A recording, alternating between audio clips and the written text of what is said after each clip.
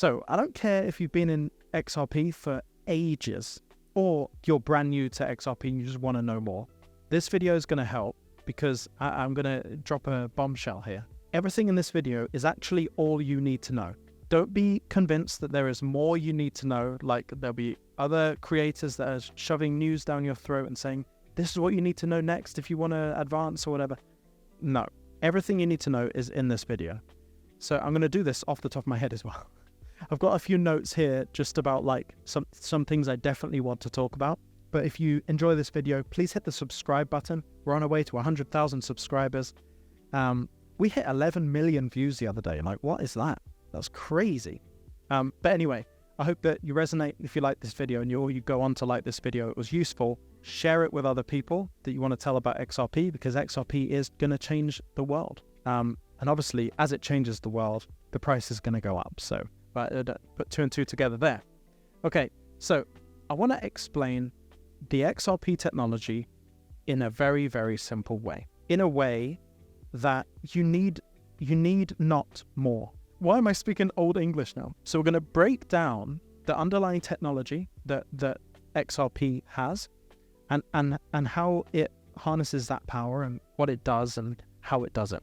The idea here is that you will be able to take this video, take this information and tell anyone yourself verbally without having any hiccups. Like, oh, what did he say? What did he say? No, you'll just know it at the end of this video. So quite big promises. And if that doesn't pay off, then sorry, I'm really sorry about that, but I tried to be very simple. Okay, so in its very initial stages, let's talk about XRP as a translator. There's a show that I've been watching on Disney. It's just one season. I think it's on Disney Plus. It's called Shogun. And Shogun is all about, I mean, it's ages and ages ago. I don't even know the time period, but kind of like if you're talking about like medieval time for England, think about Japan at that time where you've got samurais. But within the show, there is a significant presence of translators, two different translators. You've got one translator that is kind of a Portuguese monk, and he's able to translate the main character. He's a British guy who's ended up in Japan, like the first British guy ever to reach Japan. And he has to communicate with the emperor. And the emperor obviously doesn't speak English. They call him a barbarian because he's a complete alien. Anyway, so they need to communicate with each other, and they both have things they can offer each other as well. And so you need, in that situation, a translator. You need to be able to communicate between these two entities. Now, as you see the value in a translator, if there was no translator there, that would be chaos. You'd be trying to communicate with hand signals and stuff. When we look at the current situation for the financial system, and when I say financial system, I mean all the banks, the way the banks operate. When you make a payment on your card, where does that money flow to, and how does it flow there? How long does it take? How much does it cost? Who's being charged for those things? That's what I mean by a financial system. All of the things that work within that system are called a financial infrastructure. And so financial infrastructure is the details about how that money moves, how long it takes, the banks that it goes in between to get to its final destination. That's infrastructure. Basically like the pipes that connect everything. But when you don't have a translator, it's very much like using pipes that are rusty. It's got a leak here. It's kind of like doesn't work if you go down that path. You know, without a translator, terribly inefficient. You might get some, if we're talking about pipes and water, you have the input, which is all of the water. The output might be a drip. You know, you might get a drip on the other side with the old system because it just doesn't work. The water falls off and it just gets lost, or maybe one of the pipes is too hot and all the water evaporates. Maybe one of the pipes is too cold and it all freezes. In order to have an efficient payment infrastructure, the piping system, it all has to work properly. It has to be at the right temperature. The pipes have to be in good condition. It has to be efficient. So if you're trying to get from here to here, you don't need a pipe that goes like that to get there. It just needs to be one straight pipe, or, you know, just one right angle, whatever it is. You need an efficient system to make the system work. The issue is the current financial system makes a ton of money from the inefficiencies of the system, right? So if you've got someone who's in the UK and then someone who's in the US, if you want to send a payment to that person, you have to go through a really inefficient system. That inefficient system is called cross-border payments. Obviously, you're making a payment from one country to another across a border into another country. That adds so many more complications for some reason. Like, it doesn't need to be like that. That's a foreshadowing for later. But middlemen help you through the inefficiencies. And so money is made in the inefficiencies. Of course, that's business, right? If there's an inefficiency in anything, oh, I'm McDonald's and my ice cream machine is broken. That's an inefficiency, and a business is built for repairing McDonald's ice cream machines, right? So business is built with inefficiencies, but sometimes these inefficiencies cost you and I. How do they cost you and I? Well, in cross-border payments, for example, we pay for this stuff because we pay the fees on those transactions. We pay higher fees for cross-border payments because it's a more taxing system. I don't know. It doesn't need to be, again, foreshadowing. But there's so many elements of this that require middlemen to come in that we pay for. We also pay in time. We pay for the time it takes. Like, we're not just talking about paying with money here, we're paying in time. We have to wait 3 to 5 days for the money to arrive at the destination. If there is a quicker and easier way to do that, then obviously everyone's going to be like, yeah, sign me up for that, because I'd rather not pay 5 days of my time to wait for that thing. I'd rather not pay the high transaction fees. I'd rather not pay this extra company as an intermediary to handle the fact that it's a cross-border payment versus a domestic payment. Like, these are all the inefficiencies that the system makes money from. As long as the system makes good money from it, where is the incentive to change? And so what I've ended up highlighting here is actually the problem with the current system, so that I can now deliver you the solution. And I'm going to present it in a logical way. The solution, note, spoiler alert, is XRP. You might have heard people talking about XRP online and saying it's this next big thing. You might have seen a lot of big price predictions. What I want you to be wary of is not to dive into the price predictions just yet. Dive into the utility of these assets. What is it actually going to do? Like, what problem is it going to solve? That's utility. Any good business that you see in the world solves a problem. Okay, Netflix solves boredom. Any company that has had some success solves a problem. There's a coffee shop down the road called Gales in the UK, and Gales solves a problem. Of course, coffee shops solve a problem. It's where do we meet? Where can we meet friends? I don't have nowhere to meet. It's cold outside. Oh, let's just meet at a coffee shop and talk over food and stuff. It solves a social problem that we have. I don't need to explain this. Businesses solve problem. The bigger the problem that is solved, the bigger the company ends up being. Okay, because there's more money involved with bigger problems. Now, XRP is a cryptocurrency. As you well know, I don't know how elementary to go with this. XRP is a cryptocurrency that was created by a company called Ripple. Now, Ripple is a company that aims to solve the payment system. They're aiming to solve payment infrastructure. We talked about payment infrastructure before. Imagine Ripple, when we're talking about piping and plumbing and all of that stuff, Ripple is almost like that. It is like a new age kind of plumber that comes in. He's going to replace the whole system. He's going to make sure all the piping is efficient and effective, and all the middlemen actually lose all their business, right? They lose all their business because instead of going like this to send a cross-border payment, it's just one pipe, and there's no inefficiencies, there's no rust, there's no leaks, there's no anything. It's all perfectly made. It just kind of works. That is a massive problem to solve. I'm talking in the quadrillions of dollars.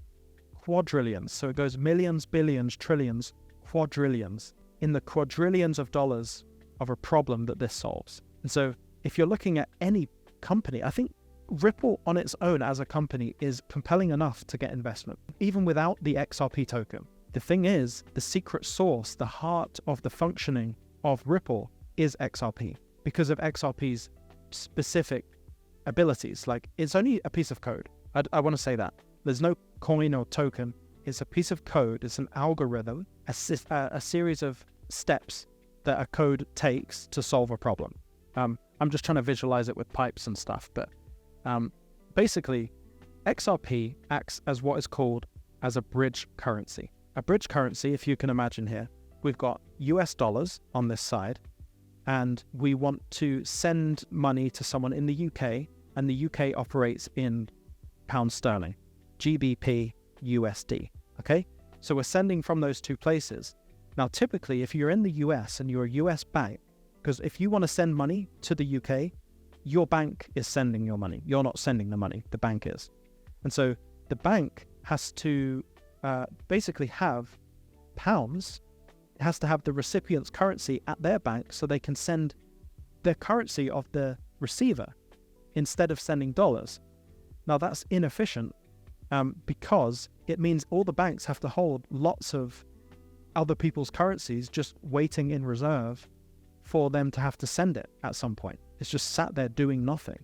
These are called pre-funded, meaning they're just loaded, ready to go, Nostro accounts. And these Nostro accounts, Nostro meaning I think it's yours or ours, it doesn't matter. I think it's yours. They're holding currency for other banks, your money. We're holding your money basically, like if talking to the other banks across any of the other banks. And so there's an inefficiency, right? What if there's an issue with, or what if all of your customers want to send a load of money to people in one specific currency? All of a sudden that bank has no more of that currency, and then they can't do any more transactions like that. That's an issue. That creates a big issue. And that's why we need to move away from the system of pre-funded accounts and move into a different system, and a system that hasn't been invented yet, but it has. It has been invented, and that it's been invented and solved by Ripple and XRP. So what happens is, instead of having to have the other currency in the bank, just waiting, you put an asset in the middle that both sides can interact with. So this is how it works.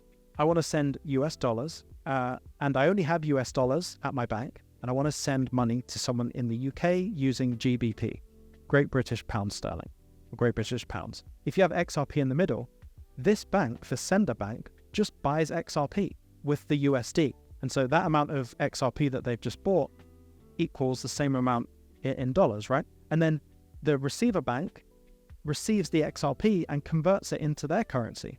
So the XRP really just stays in the middle. It's just kind of converted. The XRP is bought with dollars. Then the XRP is basically sold and then bought for GBP. So the recipient ends up with the amount of currency, the currency that they need and the amount that they need. And all they've done is used XRP in the middle to kind of solve that problem. It's a conversion process, USD to XRP to GBP. And you can do this to USD into XRP into Japanese yen or any other way. In fact, it could go as far as to say, if we had, I don't know, I'm going to show you a Stanley knife here, a box cutter type thing. We could have stock of a box cutter company. Let's say it's Stanley, and you could convert Stanley stock into any other stock or currency using XRP, right? Doesn't that, just because I'm talking about dollars and pounds, more familiar currencies, I don't mean that it's restricted to currency. We're not restricted to anything with XRP. You would be able to convert anything, basically to anything, and use XRP in the middle. Imagine what that creates as a new system, the new possibilities in the new financial system with XRP being able to do that. With that kind of technology, that changes the system, removes the inefficiencies, removes the lack of money. You would have noticed a few years ago, there was a load of banks that went crashing down because they basically just had no money. XRP would have solved that problem. So let's move on to some of the details about XRP. This is really the limit of what you need to know.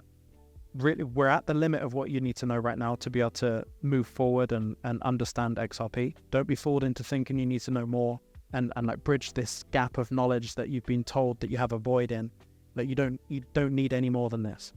So the traditional system will send money across border in between 3 to 5 days. It will take 3 to 5 days to send a transaction on average. You can pay massive fees in that process.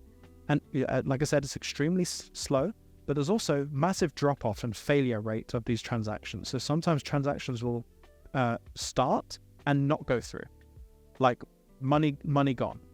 How is that a thing that happens in 2024? It's unbelievable. XRP obviously solves that problem. XRP also solves the problem of actually needing to be a bank to send transactions across border. I can now send you money myself without the need for a bank as quickly as 3 to 5 seconds myself. So then it poses the question, do we need banks? And the answer is we probably need both, because as investors, individuals, we don't have enough power to like raise the price of XRP anything significant, I don't think. But if we have banks involved and banks are holding a load of XRP to use like this, I think we're in a position where the price can go up in a meaningful way for us to benefit from these investments significantly. But really, what else is here? I'm kind of looking at when you compare it to Bitcoin, Bitcoin's average transaction takes 10 minutes. Ethereum is 15 seconds at best, I will say, but it costs more. XRP is cheaper. It costs 0.00001 XRP to send a transaction. It would take 20 million transactions at the current price to get in the realm, 20 million transactions for an XRP to get in the realm of what the current system charges for their transactions, which is absolutely insane. The XRP ledger can process 1,500 transactions every single second, whereas Bitcoin, for example, can only do 7 transactions a second. I will say, just to comment on that 1,500 transactions, it can actually spread out to be infinite, but that's way more like detail than we need for this video.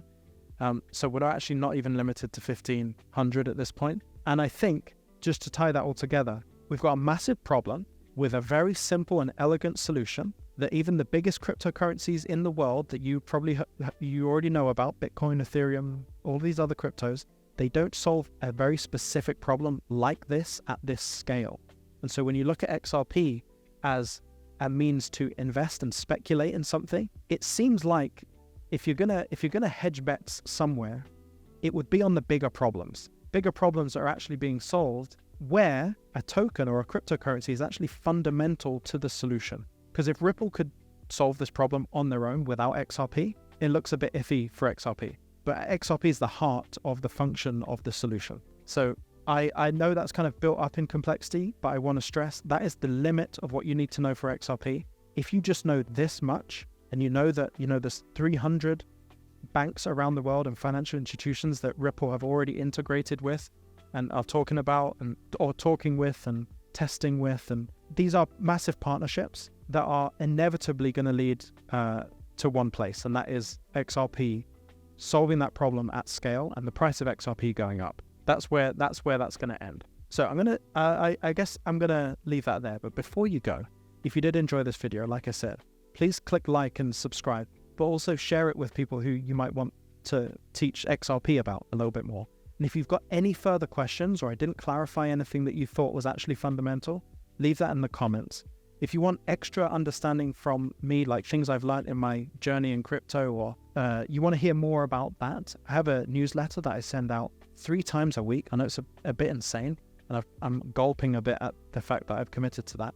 But in there, I'll share those experiences and understandings so that you can learn from me if you so desire. But also in there, I'll also share some like client testimonials and experiences that students that I work with personally have gone through to kind of show you that it is possible for you. Like, you can do this. One of the things I stress a lot with all of those people is that please do not overwhelm yourself with content creation and watching YouTube all the time. I've just told you exactly everything you need to know about XRP. You do not need to know more. If you're going to watch more content, if you're going to keep absorbing, do it from an entertainment perspective rather than a need to fill a knowledge gap. You know everything you need to know right now. Stay emotionless. Click the link in the description if you want to join the newsletter, and I'll see you in the next one.